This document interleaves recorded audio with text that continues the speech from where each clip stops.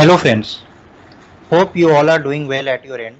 This is Anurod Ankit with a new video in MCQ series where we are going to start monetary policy. First we will learn some concept and then at the end of the video we will solve some MCQ based on the concept what we learned today. So I hope this will help you in enhancing your knowledge in the subject.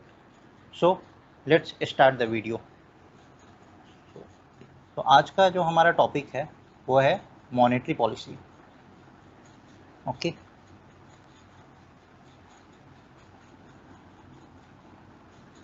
Monetary policy.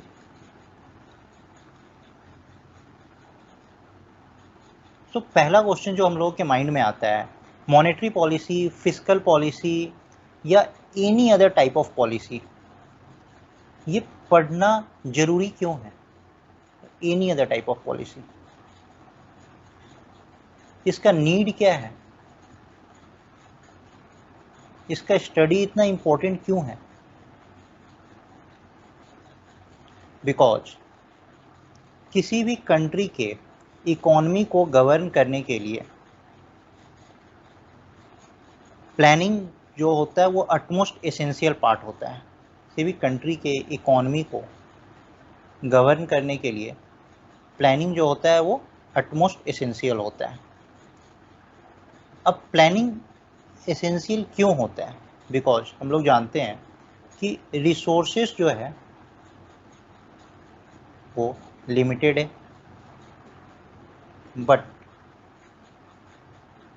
Human being का जो Dzire है वो क्या है? Unlimited है. Human being का Dzire unlimited है. सो limited resource और अनलिमिटेड डिजायर के बीच में बैलेंस क्रिएट करने के लिए हम लोगों को सिस्टम सेटअप करने की ज़रूरत होती है. सिस्टम, अब ये सिस्टम क्या करता है? तो जितना भी वेरियस रिसोर्सेस जो होते हैं, जितना भी रिसोर्सेस होता है उनको इफ़ेक्टिवली एलोकेट करने का काम करता है.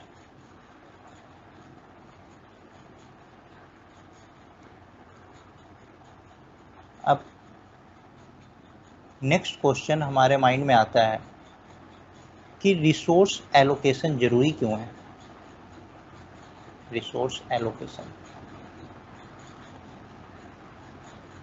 क्योंकि हमारे सोसाइटी में इनइक्वालिटी क्रिएट ना हो, इनइक्वालिटी क्रिएट ना हो.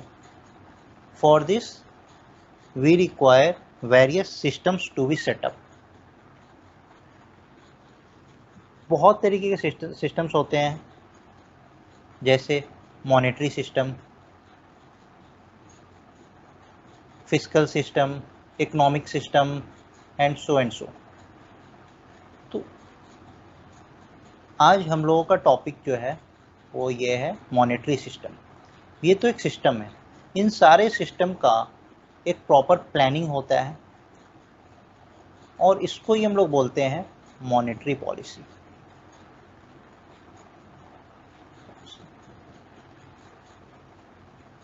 तो आज हम लोग मॉनेटरी पॉलिसी स्टार्ट करने जा रहे हैं. बट मॉनेटरी पॉलिसी स्टार्ट करने से पहले हम लोगों को थोड़ा फिस्कल पॉलिसी के बारे में पता होना चाहिए.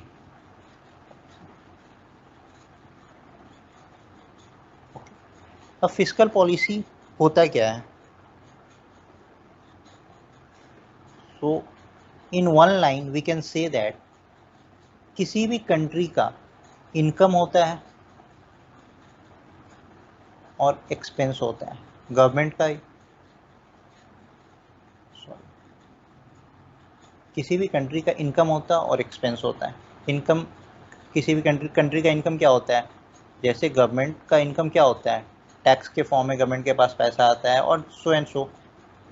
सेम एक्सपेंस क्या होता है? गवर्नमेंट वेरियस वेलफेयर स्कीम्स पे स्पेंड करती है, इंफ्रास्ट्रक्चर. सो कंट्री का जो इनकम होता है या गवर्नमेंट का जो इनकम होता है that is inflow of the money. Money का क्या होता है? इनफ्लो होता है। और कंट्री का जो एक्सपेंस होता है that is outflow of the money. अब ये मनी का इनफ्लो और मनी का आउटफ्लो, इसको बैलेंस करना बहुत इंपॉर्टेंट है, इसको कंट्रोल करना बहुत इंपॉर्टेंट है। तो इसके लिए एक पर्टिकुलर सिस्टम सेटअप किया गया है, जिस सिस्टम को हम लोग बोलते हैं monetary system. Monetary system, okay. अब मॉनेटरी सिस्टम, और इन सिस्टम को जब हम लोग पूरे सिस्टम का प्रॉपर प्लानिंग होता है तो उसको हम लोग बोलते हैं मॉनेटरी पॉलिसी। तो हम लोगों ने देखा है कि मॉनेटरी पॉलिसी का रोल क्या है। तो मॉनेटरी पॉलिसी का रोल है to control the money supply.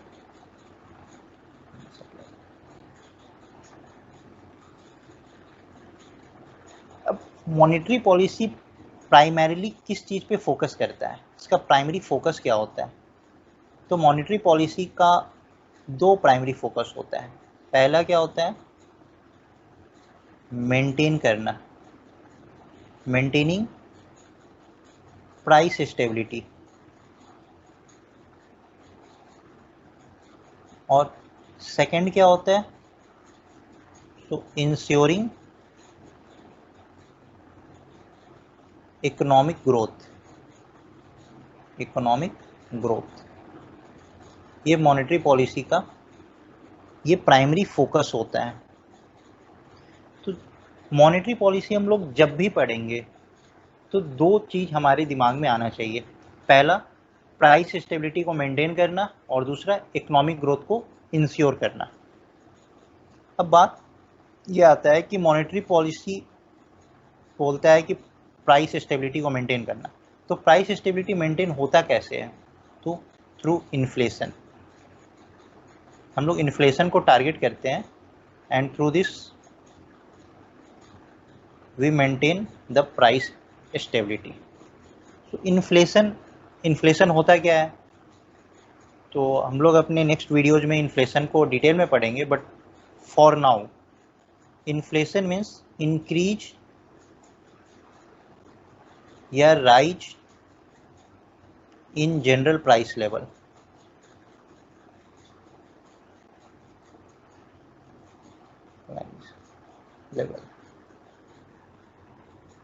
इसका क्या मतलब होता है? सपोज बहुत सारे कमोडिटी हैं, A B C D so and so, okay. Suppose for commodity A there is an increment of 4% in its price with respect to last year. Same for commodity B, it's 5%. For commodity C, it's 3%. For commodity D, it's 8%. So and we calculate the overall increase in the price level. That is, we take into account the average increase. Suppose the average increase is 4%.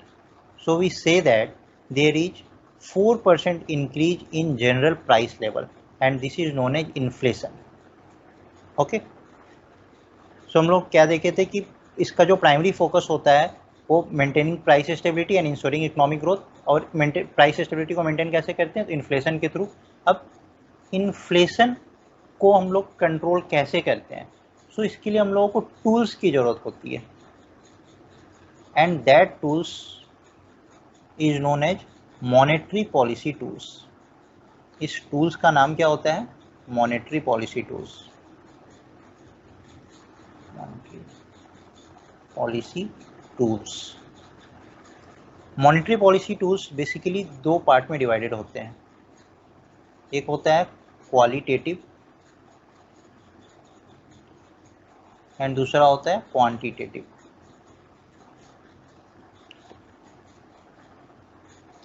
So now we will quickly recap what we have learned till now through notes, and then we will proceed ahead.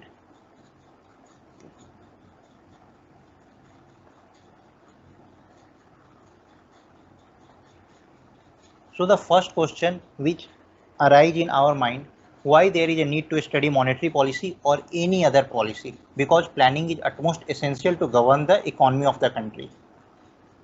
Second question, why is the planning process essential? Because we know that resources are limited and resources have competing usage, but human desires are unlimited. So there is a need to set up systems to budget the limited resources.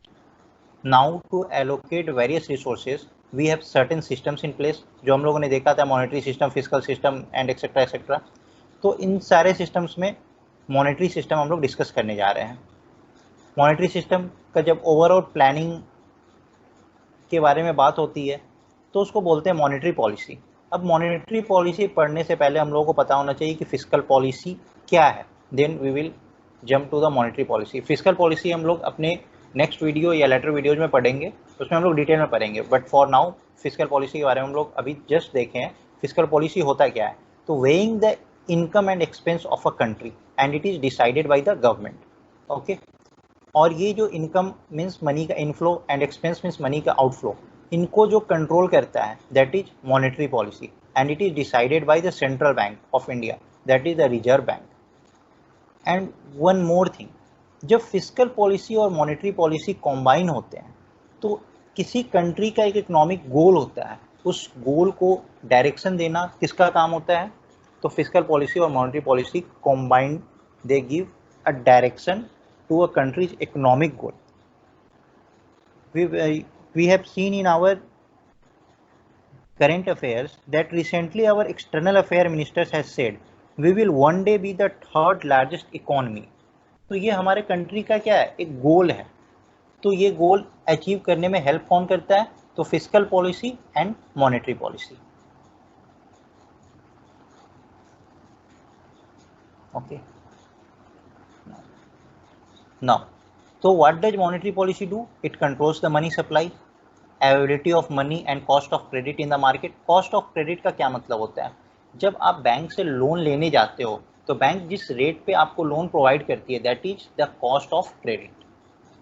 तो what is its primary focus? Monetary policy का primary focus क्या होता है? तो price stability को maintain करना और economic growth को इंश्योर करना।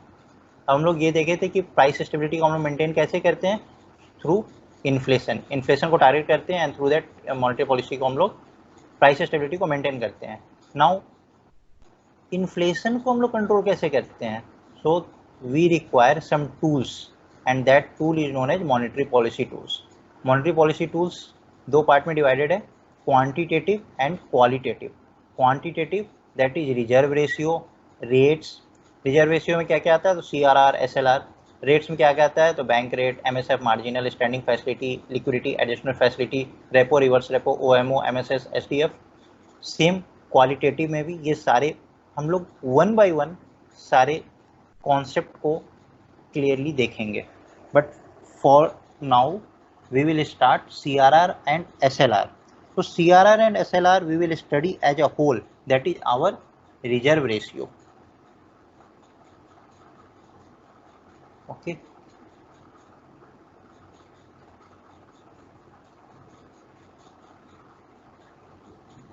CRR,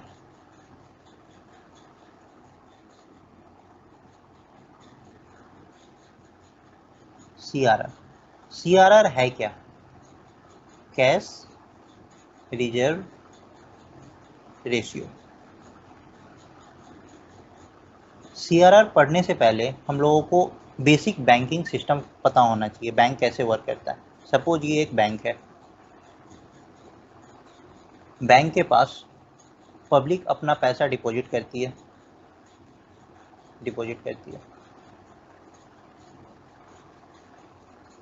तो जो डिपॉजिट होता है पब्लिक का वो बैंक के लिए लायबिलिटी होता है, और बैंक इसी पैसे को लोन में प्रोवाइड करती है टू बोरोवर्स। सो जो बैंक का जो लायबिलिटी होता है, और बैंक जिस पैसे को लोन में प्रोवाइड करती है, तो उस पैसे को हम लोग, वो बैंक के लिए एसेट होता है। सो हम लोग ये जानते हैं कि liability is equal to asset, क्योंकि जो पैसा पब्लिक के पास से आ रहा है वही पैसा बैंक लोन में प्रोवाइड करती है टू द बोरोवर्स। तो बैंक बेसिकली फंक्शन ऐसे ही करता है। ओके, तो सपोज बैंक के पास जितना पैसा आया, बैंक चाहेगी कि हम सारा का सारा पैसा लोन में प्रोवाइड करें और ज़्यादा से ज़्यादा हम प्रॉफिट अर्न करें, but then RBI comes into play, और आरबीआई बोलता है कि नहीं, आपके पास जितना पैसा, मीन्स बैंक को ये बोलता है आरबीआई कि आपके पास जितना पैसा आ रहा है उसका सर्टेन अमाउंट आपको रिजर्व रखना है, और जो रिमेनिंग अमाउंट है वो आप लोन में प्रोवाइड कर सकते हैं, रिमेनिंग अमाउंट।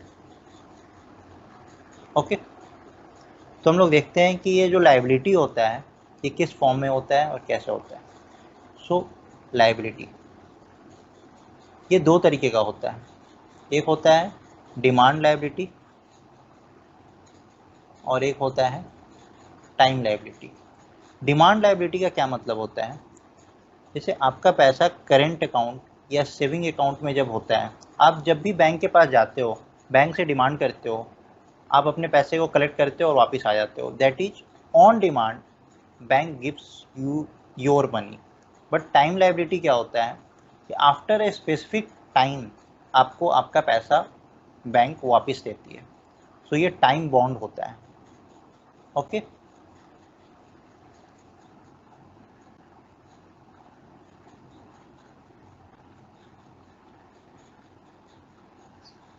तो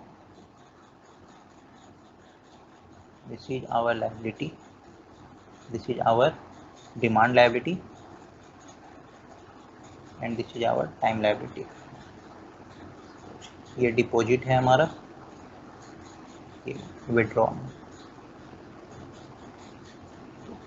एवरी फ्राइडे बैंक जो होता है वो कैलकुलेट करता है कि बैंक का एनडीटीएल क्या है। अभी एनडीटीएल हम लोग समझते हैं कि एनडीटीएल क्या है। सपोज फ्राइडे को बैंक के पास 80 crore in terms of demand liability and 70 crore in terms of time liability deposit होता है, and on the same bank Friday को ये कैलकुलेट करती है कि 30 करोड़ डिमांड लायबिलिटी के फॉर्म में विड्रॉ हो चुका है और 20 करोड़ टाइम लायबिलिटी के फॉर्म में विड्रॉ हो चुका है। सो नेट डिमांड लायबिलिटी क्या है, 50 crore, and net time liability क्या है, दिस इज ऑल्सो 50 करोड़। ये सब हम लोग एक हाइपोथेटिकल सिचुएशन इमेजिन कर रहे हैं कि ऐसा है। सो this is known as NDTL, that is net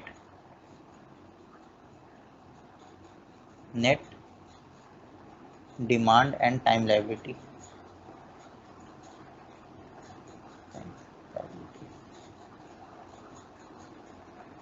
तो ये बैंक के लिए बेसिकली ये बैंक के लिए लायबिलिटी है, और बैंक इसी पैसे को चाहती है लोन में प्रोवाइड करना टू बोरोवर्स ताकि वो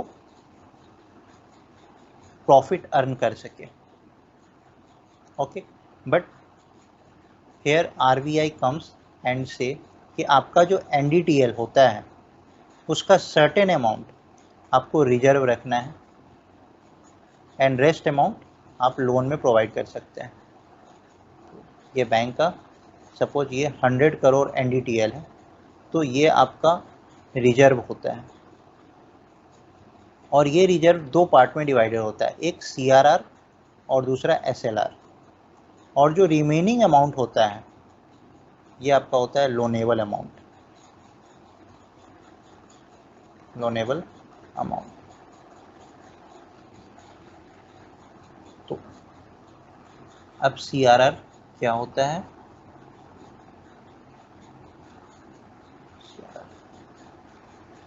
तो सपोज हमारा एनडीटीएल कितना है 100 करोड़,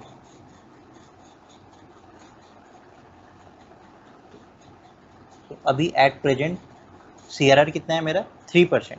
तो 3% ऑफ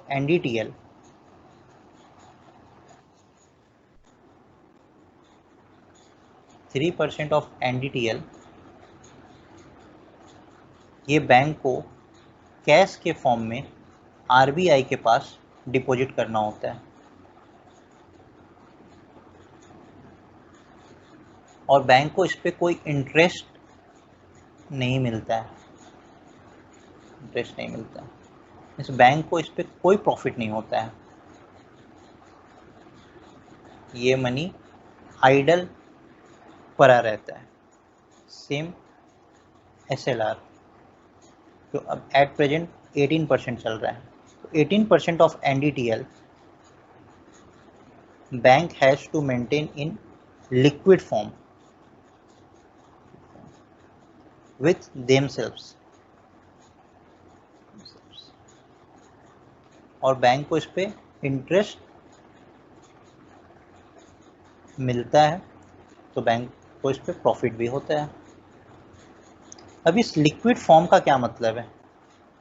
लिक्विड फॉर्म का मतलब है कि बैंक इस 18% को in the form of cash, in the form of gold, in the form of RBI approved securities, इस फॉर्म में बैंक इस पैसे को मेंटेन कर सकती है। NDTL का सर्टेन रेशियो कैश के फॉर्म में, गोल्ड के फॉर्म में, RBI अप्रूव्ड सिक्योरिटीज के फॉर्म में बैंक खुद के पास मेंटेन करती है, that is SLR। Okay, sorry,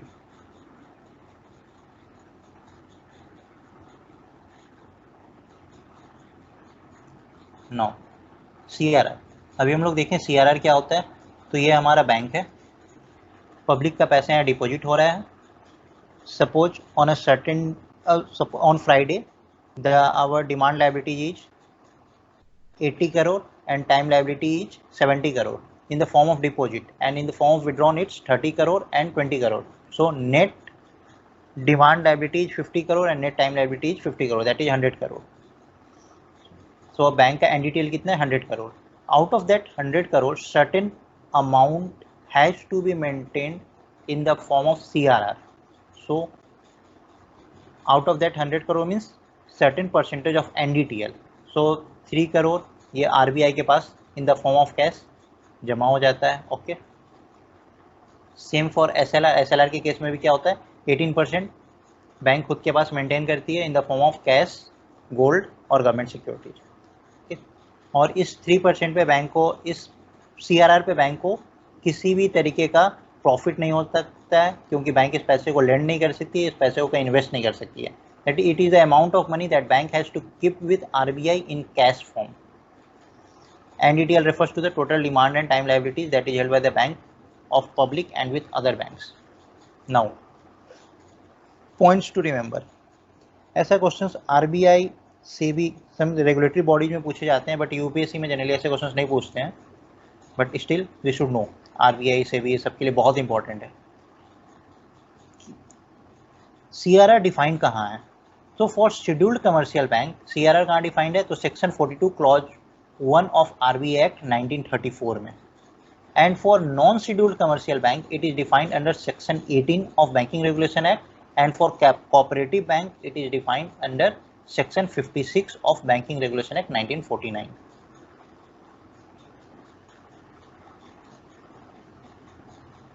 same SLR। SLR क्या है?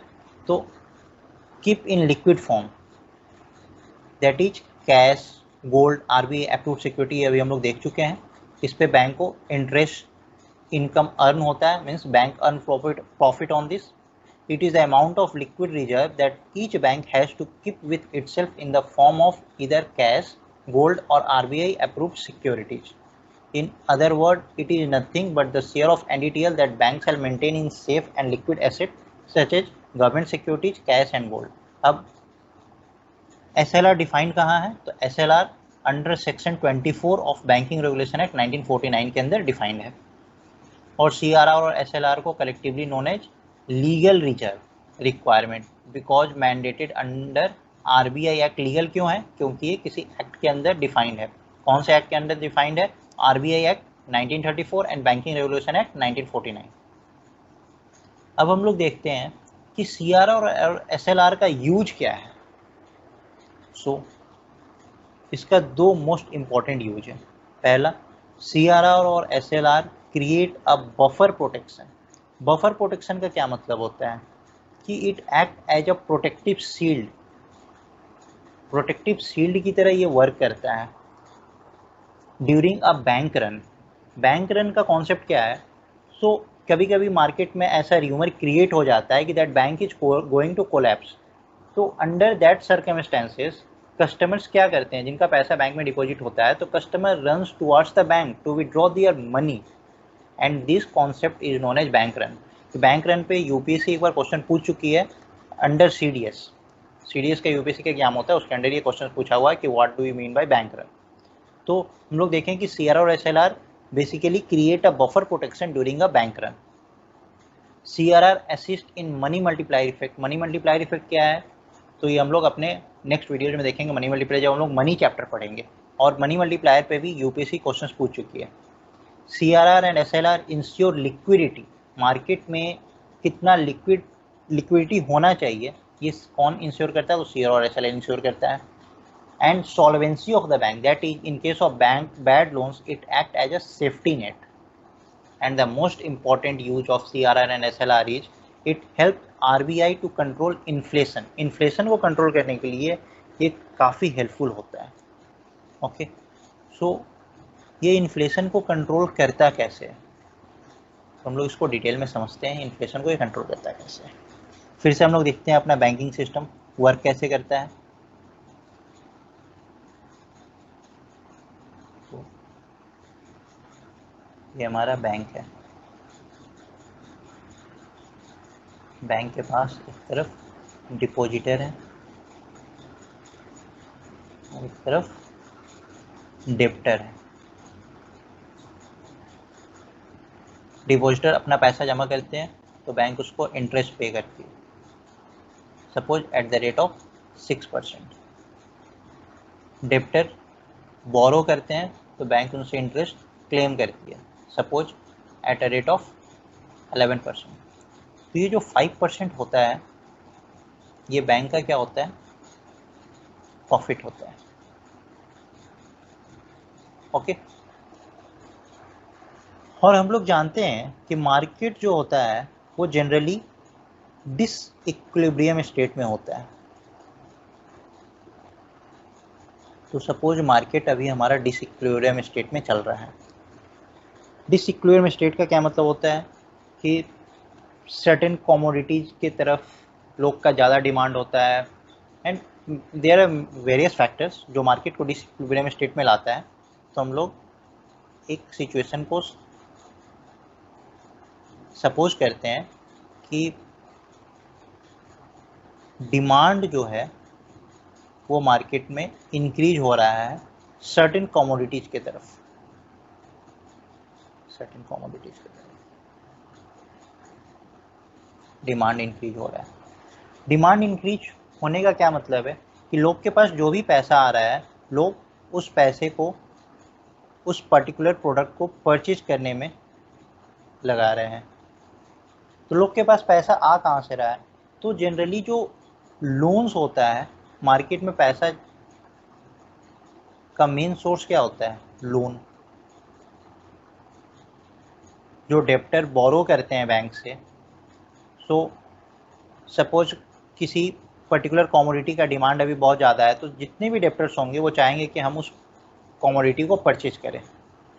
तो उस सिनेरियो में क्या होता है कि उस पर्टिकुलर कमोडिटी का डिमांड इंक्रीज होता है। जब किसी कमोडिटी का डिमांड इंक्रीज होता है और सप्लाई कांस्टेंट होता है तो क्या होता है? प्राइस इंक्रीज होता है।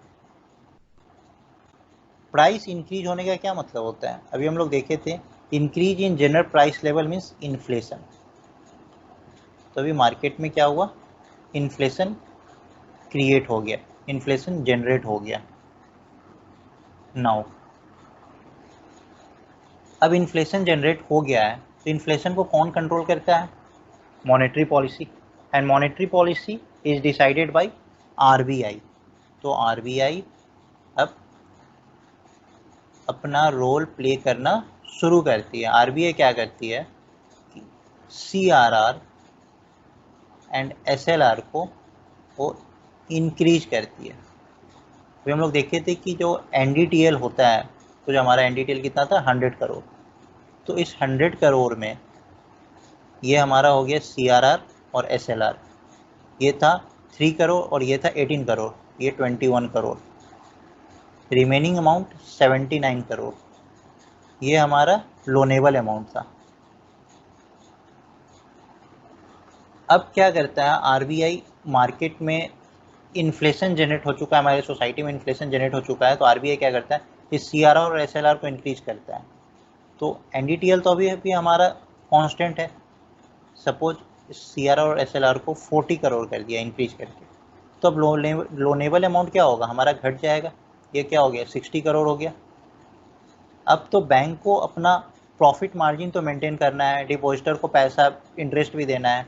सपोज डिपॉजिटर को इंटरेस्ट दे रहा था 6% पे, इसको अपना प्रॉफिट मार्जिन मेंटेन करना है 5%। अब पहले ये 79 करोड़ रुपीज़ पे ये डेप्टर से क्लेम कर रहा था 11%।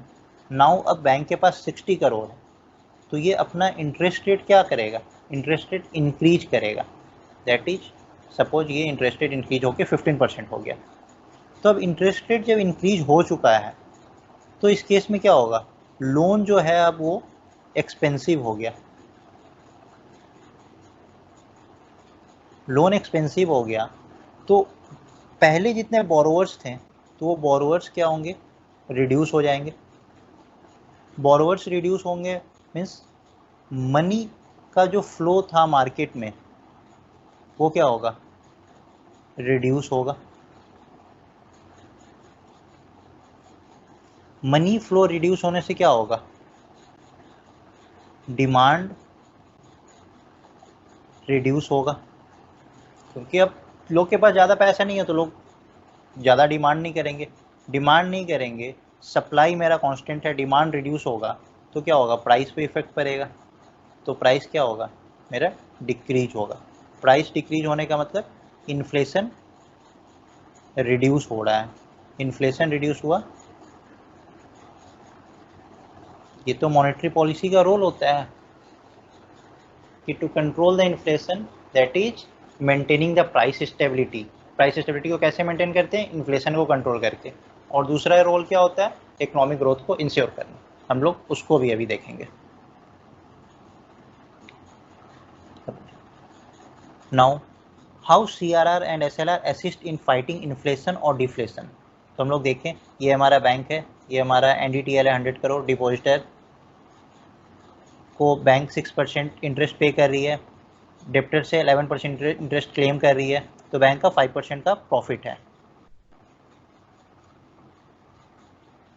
सपोज मेरा मार्केट डिसइक्विलिब्रियम स्टेट में है, तो आरबीआई का रोल बढ़ जाता है। आरबीआई आता है और आरबीआई क्या करता है? सीआरआर और एसएलआर को इंक्रीज करता है।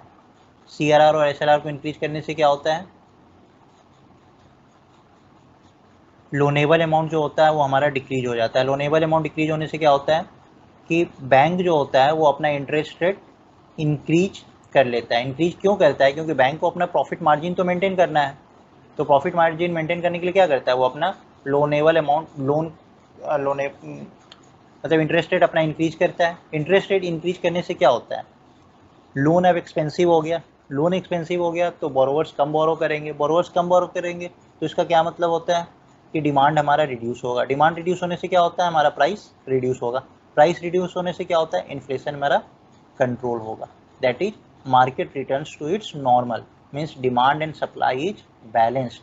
डिसइक्विलिब्रियम कंडीशन था, डिसइक्विलिब्रियम से इक्विलिब्रियम कंडीशन की तरफ हम लोग प्रोसीड किए। सेम केस क्या होगा? To fight deflation. तो जब इन्फ्लेशन होता है, तो इन्फ्लेशन के केस में आरबीआई का मेन मोटो क्या होता है? डिमांड ज़्यादा होता है तो डिमांड को कम करना होता है। डिमांड कम करने का मतलब जो कंजम्पशन है उसको रिड्यूस करना। तो कंजम्पशन रिड्यूस करने के लिए आरबीआई क्या करता है? लोन को एक्सपेंसिव करता है। लोन को एक्सपेंसिव कैसे करता है? तो सीआरआर एसएलआर को इंक्रीज करता है। सीआरआर और एसएलआर इंक्रीज होने से क्या होता है? लोनेबल अमाउंट डिक्रीज होता है। लोनेबल अमाउंट डिक्रीज होने से क्या होता है? इंटरेस्ट रेट मेरा इंक्रीज होता है। इंटरेस्ट रेट इंक्रीज होने से क्या होता है? लोन एक्सपेंसिव हो गया। लोन एक्सपेंसिव होगा तो मनी सप्लाई रिड्यूस होगा। मनी सप्लाई रिड्यूस करने का मतलब क्या होता है? मार्केट में डिमांड को रिड्यूस करना। तो डिमांड रिड्यूस करना मीन्स रिड्यूस कंजम्पशन, और इसी को हम लोग बोलते हैं कॉन्ट्रैक्शनरी। मीन्स पैसे को हम लोग कॉन्ट्रैक्ट कर रहे हैं, जो ज़्यादा पैसा था उसको हम लोग रिड्यूस कर रहे हैं, कॉन्ट्रैक्शनरी। और टाइट मनी पॉलिसी और monetary policy. Dear means money अब प्यारा होगा। पहले बहुत ज़्यादा पैसा था मार्केट में तो पैसे को रिड्यूस करना है, that is dear money policy या हॉकिस मनी पॉलिसी। कभी कभी क्वेश्चन पूछ लेता है, dear money policy is also known as hawkish money policy. Now to fight deflation. Deflation का क्या मतलब है? कि डिमांड है ही नहीं मार्केट में, तो डिमांड को हम लोग को क्रिएट करना है। डिमांड क्रिएट करने के लिए हम लोग क्या करते हैं? कंजम्पशन को इनकरेज करते हैं। तो कंजम्पशन इनकरेज करना है। कंजम्पशन कैसे इनकरेज करेंगे? तो मार्केट में पैसा होगा तभी तो लोग कंज्यूम करेंगे। तो उस केस में हम लोग क्या करते हैं? लोन को चीपर करते हैं। अब लोन चीपर कैसे होगा? तो सीआरआर और एसएलआर को हम लोग क्या करते हैं? रिड्यूस करते हैं। सीआरआर और एसएलआर जैसे ही हम लोग रिड्यूस करते हैं, लोनेबल अमाउंट इंक्रीज होता है। लोनेबल अमाउंट इंक्रीज होता है तो बैंक अपना इंटरेस्ट रेट क्या करता है? डिक्रीज करता है। बैंक अपना इंटरेस्ट रेट डिक्रीज करेगा तो क्या होगा? लोन चीपर हो गया। लोन चीपर हो गया तो क्या हुआ? मनी सप्लाई मार्केट में आ गया। मनी सप्लाई मार्केट में आया मीन्स डिमांड क्रिएट होना शुरू हो गया। डिमांड क्रिएट होने का मतलब क्या हुआ? कि कंजम्पशन इनकरेज हो गया। ओके, तो इसी को हम लोग बोलते हैं एक्सपेंशनरी या ईजी या चीप या डॉविश मॉनेटरी पॉलिसी या मनी पॉलिसी। मीन्स हम लोग मनी को एक्सपैंड कर रहे हैं, हम लोग उसको चीप बना रहे हैं। पैसा मार्केट में ज़्यादा चाहिए, ज़्यादा चीज़ जो ज़्यादा होता है वो चीप हो जाए। ईजी, ये क्या था? टाइट, तो इसका क्या हो गया? Opposite easy. तो हम लोग देखें कि इन्फ्लेशन और डिफ्लेशन को हम लोग कैसे कंट्रोल करते हैं, through CRR and SLR. And one more point to note that is stable and moderate inflation is good for the economy. Okay, now we will see कि जो हमारा पोस्ट एलपीजी पीरियड है and pre LPG period, that is during 1990 and present 2020, तो हमारा SLR और CRR में क्या difference आया है?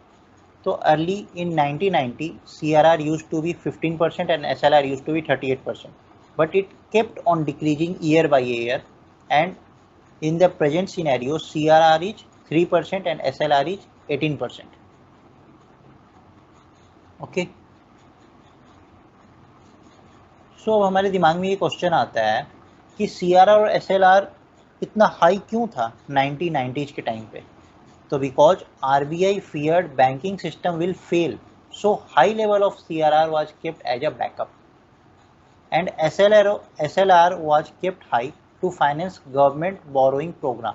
गवर्नमेंट बोरिंग प्रोग्राम को फाइनेंस करने के लिए SLR हाई किया गया था। इसका क्या मतलब होता है? तो डिटेल में हम लोग इसको रेपो रेट और रिवर्स रेपो रेट वाले वीडियो में देखेंगे, बट फॉर नाउ थोड़ा सा मैं बता दूं, जो SLR गवर्नमेंट सिक्योरिटीज़ के फॉर्म में बैंक मेंटेन करती है। गवर्नमेंट सिक्योरिटीज़ का क्या मतलब होता है? गवर्नमेंट को जब पैसे की ज़रूरत होती है तो गवर्नमेंट सिक्योरिटी क्रिएट करता है और उस सिक्योरिटी को सेल करता है। तो बैंक क्या करती है? उस सिक्योरिटी को परचेज करती है और इस पे बैंक को इंटरेस्ट मिलता है और गवर्नमेंट को मनी, गवर्नमेंट के पास मनी जाता है और गवर्नमेंट उस मनी को यूज़ करती है सो थ्रू बोरिंग प्रोग्राम और वेरियस अदर प्रोग्राम्स को यूज़ करने में। ओके, सो वाई, अब दूसरा क्वेश्चन हमारे दिमाग में आता है कि सीआरआर और एसएलआर इतना हाई था, वाज इट गुड और bad? So high CRR and SLR is never good for economy in long term. Okay, so why high CRR and SLR is not good for economy in terms of economic growth? Economic growth के terms में CRR और SLR high good अच्छा क्यों नहीं होता है? तो हम लोग इसको समझने की कोशिश करते हैं कि ये अच्छा क्यों नहीं होता है, हाई CRR एंड SLR।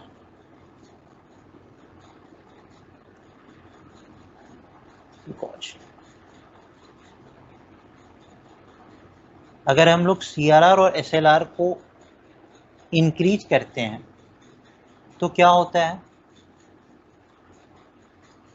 हमारा जो लोनेबल अमाउंट होता है वो हमारा डिक्रीज होता है। जब लोनेबल अमाउंट हमारा डिक्रीज होता है तो हमारा जो इंटरेस्ट रेट होता है वो इंक्रीज होता है। इंटरेस्ट रेट इंक्रीज होने से क्या होता है, लोन में रिडक्शन आता है। लोन में रिडक्शन आएगा तो क्या होगा, मनी सप्लाई जो होता है मार्केट में वो रिड्यूस होता है। मनी सप्लाई मार्केट में रिड्यूस होगा तो क्या होगा, डिमांड हमारा रिड्यूस होता है। अगर डिमांड हमारा रिड्यूस होता है तो सप्लाई पे भी असर पड़ता है। तो सप्लाई जो मैन्युफैक्चरर्स होते हैं, जो सप्लायर्स होते हैं, वो लोग उस रेशियो में सप्लाई क्रिएट नहीं करते हैं। तो बेसिकली क्या हो रहा है, मैन्युफैक्चरिंग पे भी असर आ रहा है, इफेक्ट आ रहा है।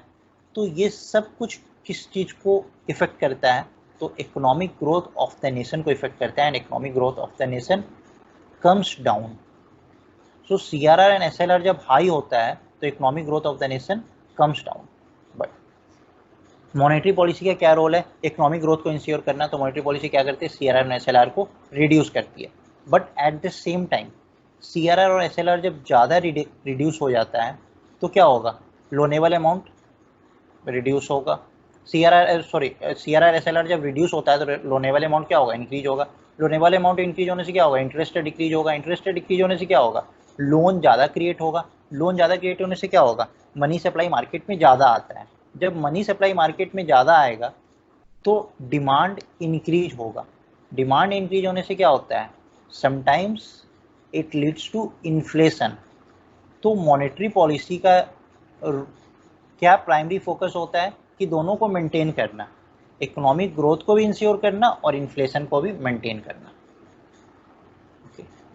And some changes in the past, earlier RBI act जो 1934 का था, उसके अंदर क्या था कि CRR का जो सीलिंग था वो 20% था। दैट इज CRR 20% से ज़्यादा नहीं हो सकता था,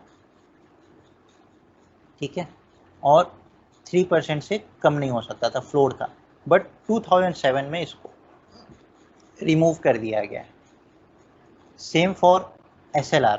SLR के केस में क्या था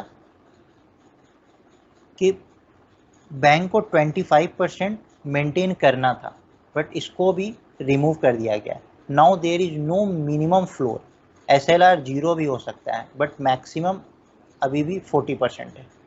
this is our present scenario. UPSC most of the time committee पे क्वेश्चन जरूर पूछती है। तो इससे रिलेटेड एक कमेटी है जिसको हम लोग बोलते हैं नरसिम्हम कमेटी। नरसिम्हम कमेटी कब का है, तो 1991 का है। और नरसिम्हम कमेटी क्या रिकमेंडेशन दिया था, तो नरसिम्हम कमेटी का रिकमेंडेशन था reduction in the SLR and CRR because high SLR and CRR was hindrance in the productivity of the bank. Thus the committee recommended their gradual reduction. High SLR और CRR क्यों हमारी economy के लिए effective नहीं होता है, तो हम लोग इस चीज़ को अभी देखें। ऐसे यहाँ पे CRR और SLR जब हाई होता है तो क्या होता है, कॉस्ट ऑफ क्रेडिट हमारा इंक्रीज होता है। कॉस्ट ऑफ क्रेडिट इंक्रीज होगा तो लोन लोग ज़्यादा क्रिएट नहीं हो पाएगा मार्केट में, मीन्स बिजनेस एक्सपैंड नहीं हो पाएगा। बिजनेस एक्सपेंशन नहीं होगा तो क्या होगा, एक्सपोर्ट रिड्यूस होगा। एक्सपोर्ट रिड्यूस होगा, जॉब क्रिएशन रिड्यूस होगा। तो इससे क्या होता है, टैक्स कलेक्शन रिड्यूस होगा। टैक्स कलेक्शन रिड्यूस होने से क्या होता है, टैक्स कम आ रही है, गवर्नमेंट को अपना एक्सपेंडिचर मेंटेन करना है, तो गवर्नमेंट क्या करता है, बोरो करना शुरू करता है। तो बोरो करने के केस में क्या होता है, फिजिकल डेफिसिट होता है and it leads to current account deficit. तो ये सब कुछ जब हम लोग फिजिकल डेफिसिट, तो फिजिकल पॉलिसी पढ़ेंगे तो हम लोग सब कुछ देखेंगे कि physical deficit, current account deficit, ये सब क्या होता है। बट फॉर नाउ हमारा CRR और SLR का सारा कॉन्सेप्ट क्लियर हो चुका है।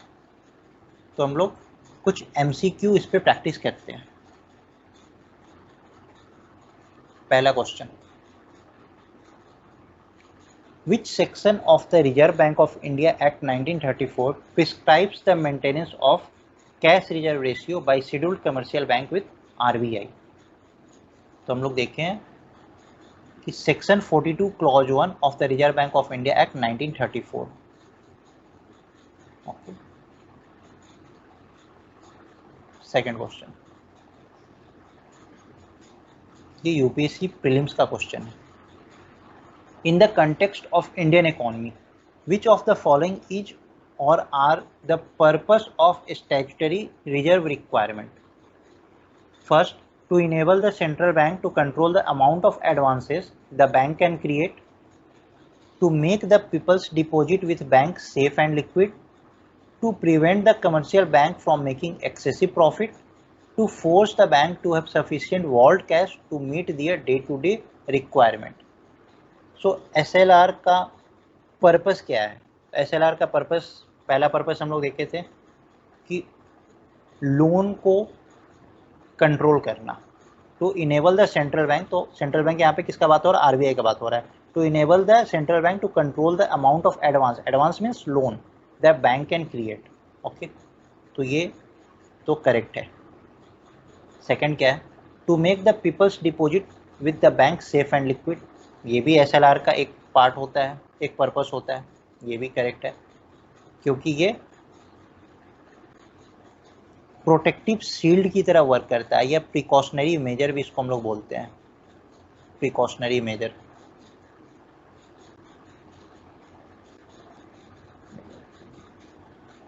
Third, to prevent the commercial bank from making excessive profit, bank को प्रॉफिट के लिए RBI प्रिवेंट नहीं करता है, ये तो बिल्कुल एब्सर्ड है। To prevent the commercial bank, नहीं, ऐसा SLR का कोई पर्पस होता ही नहीं है। बैंक तो जितना प्रॉफिट अर्न करेगी, इकोनॉमिक ग्रोथ होगा, कंट्री के लिए इतना अच्छा होता है, तो ये तो ऑप्शन हो ही नहीं सकता है। 3, तो 3 नहीं हो सकता है, मीन्स C और D हमारा एलिमिनेट हो जाता है। To force the bank to have sufficient vault cash to meet their day to day requirement, ये बैंक को फोर्स नहीं करता है, ये एक प्रिकॉशनरी मेजर होता है। तो ये हमारा फोर्थ भी गलत हो गया। तो हमारा आंसर क्या हो गया? 1 and 2, that is B.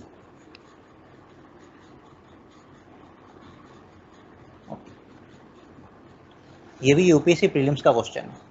The bank are required to maintain a certain ratio between their cash in hand and total assets, this is called, एक काफ़ी इजी क्वेश्चन है, this is called SLR, statutory liquidity ratio.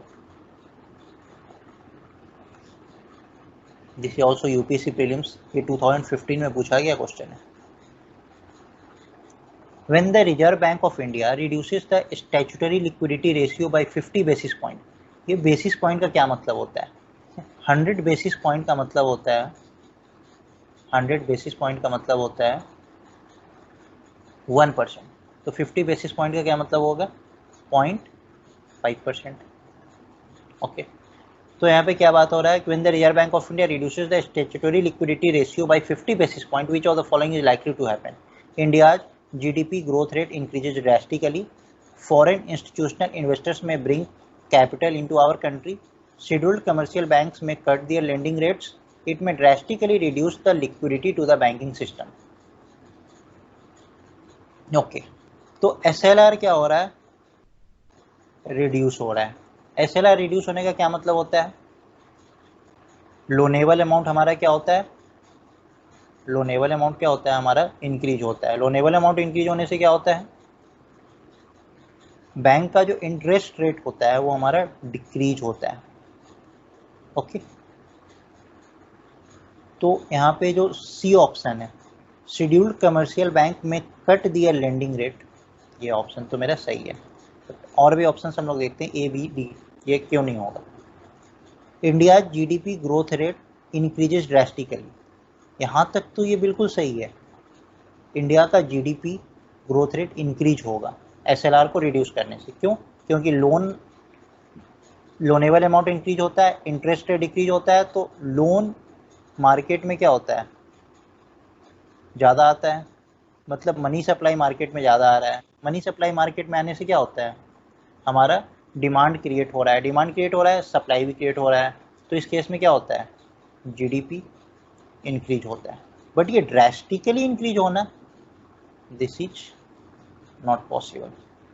UPSC ऐसा options डालता है कि लोग confuse हो जाए, तो ए हो नहीं सकता है। Foreign institutional investors may bring capital into our country, ये भी बहुत हाइपर लोप टाइप बात है कि ऐसा होगा फिर ऐसा होगा, तो this is also not possible. It may drastically reduce the liquidity, SLR को कम करने से लिक्विडिटी इंक्रीज होगा कि डिक्रीज होगा, तो लिक्विडिटी इंक्रीज होता है, तो ये भी गलत। तो हमारा ऑप्शन क्या हो गया, सी करेक्ट हो गया। सो एसएलआर और सीआरआर का टोटल कॉन्सेप्ट क्लियर हो चुका है। ये जो नोट्स है ये एक होलिस्टिक नोट्स है जो कि आंसर राइटिंग में काफ़ी हेल्प करेगा। So guys, that's all for today. PDF I will upload in the description column. So we'll see you in my next video. Till then, stay happy and healthy, and please do like, share and subscribe this channel. Thank you.